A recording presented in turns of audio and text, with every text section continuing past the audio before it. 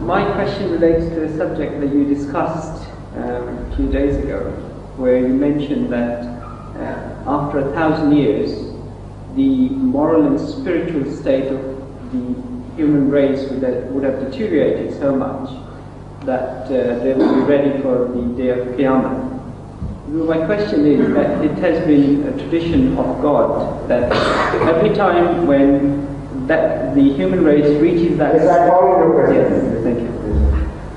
You mean to say that it is the custom of, it is an established custom of Allah that whenever human race goes astray, then Allah sends some reformer and tries to save the race from ultimate destruction, moral and spiritual destruction. That is apparent from the study of the past history of the prophets. Why then the race would be abandoned ultimately after 1,000 years or so, or 900 years from now at least?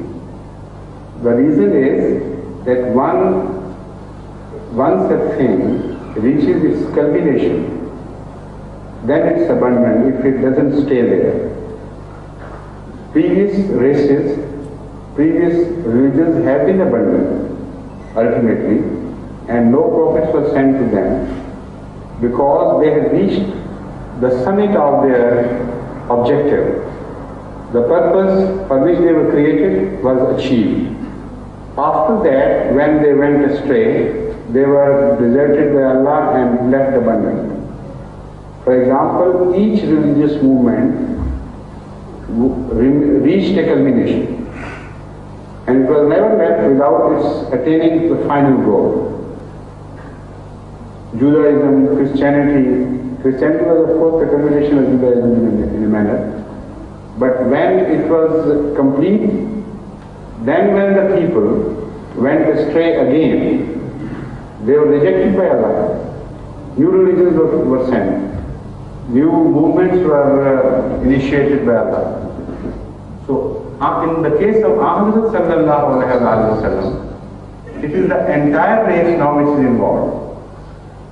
And the culmination of his message was to be achieved in 2 steps, as the Holy Quran itself clarifies and the tradition speaks voluminously on this subject. One, the first phase, that is the coming of Hazrat Muhammad Mustafa sallallahu alaihi wasallam. And second, the phase of the coming of Messiah, when the whole mankind was ultimately to accept Islam. So mankind now, not a race, not a people, not a country, but the entire mankind has reached the culmination, the summit point. Then when mankind rejects Islam after all accepting it, then it would be rejected as a race completely. And the same treatment will be meted out to mankind which had been meted out to nations as such previously. No difference.